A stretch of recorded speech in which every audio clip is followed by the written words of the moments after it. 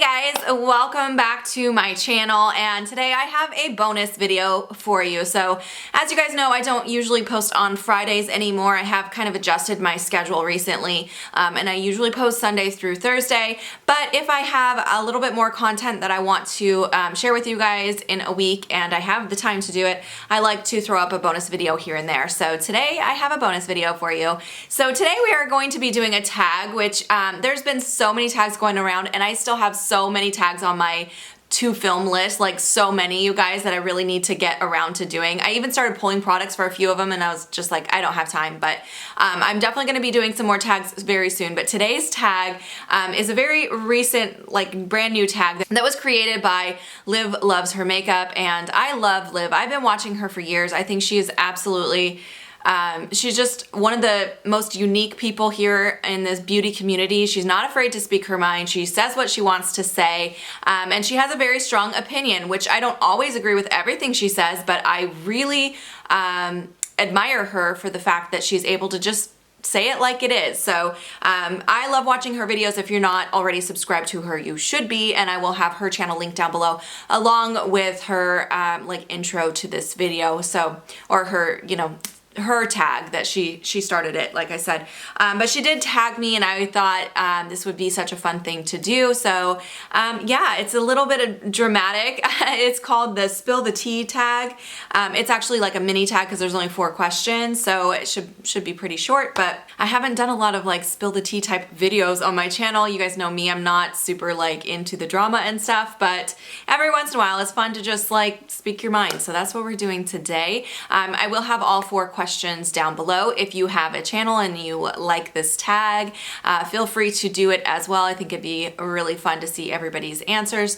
That's something that I love about these tag videos so much. Sorry, I know we're gonna get into the actual tag in a second, but one of the things I love about doing these tags, ever since I created the YouTube community tag and saw everybody's answers, I have been really enjoying tags because it just shows you everybody's answers are so different. Even if you have a few similar answers, like the general theme of your answers, nobody's are the same at all. Like they're all so different, and that's something beautiful. We are all such unique people, and we all have our own views on life and opinions on life that have come from our own personal experiences that no one else has experienced. We're all uniquely us, and I love the beauty community because there is so much diversity and so much variety. If you don't like one person's channel, you're guaranteed to find someone that you can click with and enjoy their content, or maybe you like only some videos from a creator, not other videos, but I don't know. There's just something pretty great about this community, and I'm glad to be part of it. And that's something I've been enjoying about these tags, is really seeing, you know, how diverse we are and how different all of our opinions are. So anyway, let's get into the actual questions now. So the first question was, which video were you most afraid to post on YouTube and why? So you guys will probably know my answer for this question. This was pretty easy to answer only because, as you guys know, I am going through a divorce, and now it's really easy for me to talk to you guys about it, but for a very long time, I have been hiding my marital problems, not just from you guys, but from my family, and even like denying it to myself, like telling myself, oh, everything's fine. So to come out in such a public way and share my truth with you guys about what was going on was very difficult. And if you missed it, I'll link the video above. It's pretty recent still, so the feelings are still very fresh and raw, but it used to be like, not just here on my channel, but even in my personal life, I could not talk about this subject without crying. Like even just saying the word divorce, like I would just say it to a stranger and start bawling, and I'm like, what is wrong with me? But I'm feeling so much stronger now, and honestly, even though it was difficult to share such a personal thing with you guys, it has helped me, I feel like, speed through the healing process a little quicker. Not that I'm through the process, I'm still very much in it, but it's helped me to be able to talk about it with you guys. And I really truly do feel that I have made so many friendships on here. I really think of you guys as my true friends, and I felt not like I was lying, but I felt like I was omitting such a big piece of who I was by not sharing that information with you. So when I finally felt strong enough to do it, I filmed that video, and I thought about it for months before filming it. Filmed the video and edited the video, and I was terrified to post it. I even told you guys on my Snapchat, I'm like, I'm feeling a lot of anxiety, and a lot of you were like, just don't post it if you don't feel comfortable. And I was like, I know it's scary, but I feel like it's what I need to do to move past this, because the longer I held back, the more I felt like I was being untrue, and I needed to just say, this is me. I'm broken, I'm not perfect, and this is who I am. So I had a lot of you show me so much love after that video, and since then, and so much love and support came like pouring at me. You guys sent me letters and packages and emails and Instagram and Snapchat DMs, and it was just a little overwhelming, but it was very freeing. I felt really free to be myself, and I didn't feel like I was trying to hide or put on a fake facade of being happy anymore. So I think that was really important. I don't think you can move through something until you really take ownership of it. And I was avoiding doing that for a long, long time. So it was very therapeutic, honestly, to be able to share that piece of my life with you guys, even though it really doesn't have much to do with my channel. It was something that for me was important to share. So, but that was definitely the scariest video I have ever posted on my channel, for sure. All right, question number 2. As your channel grows, do you find it more difficult to stick to your original opinions?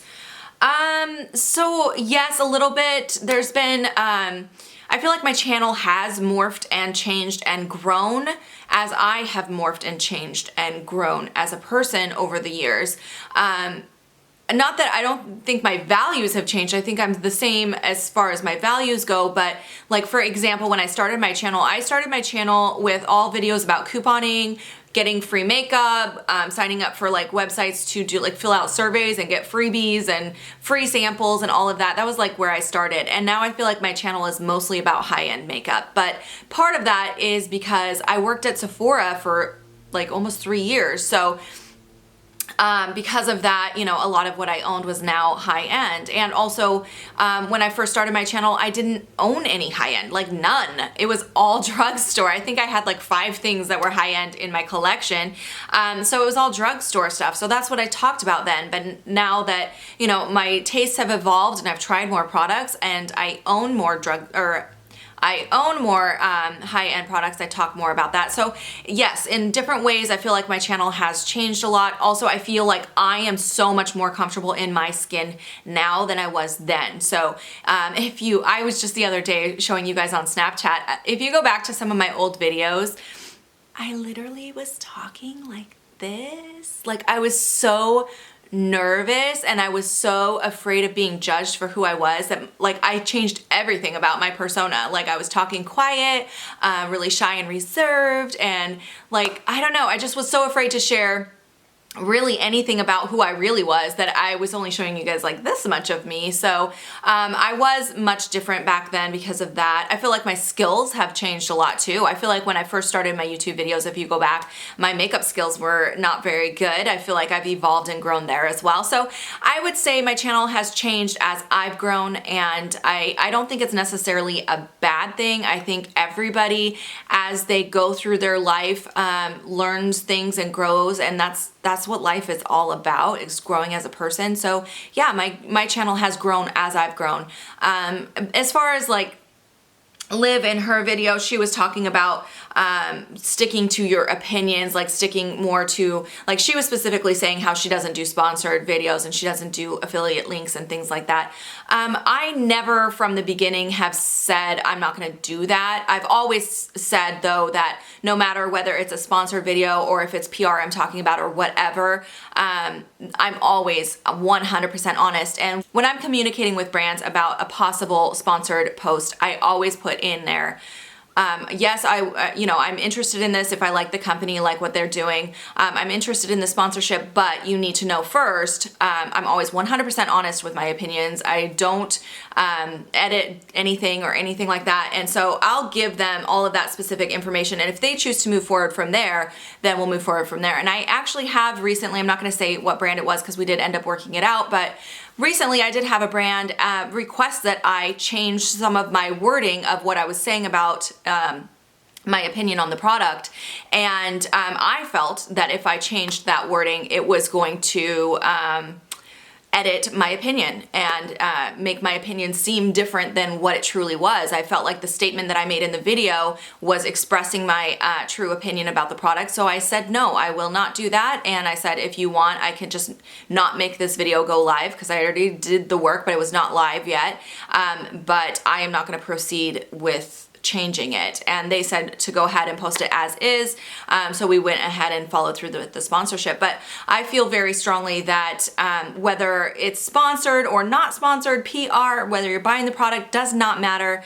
I look at every product the same way. Like, do I like it?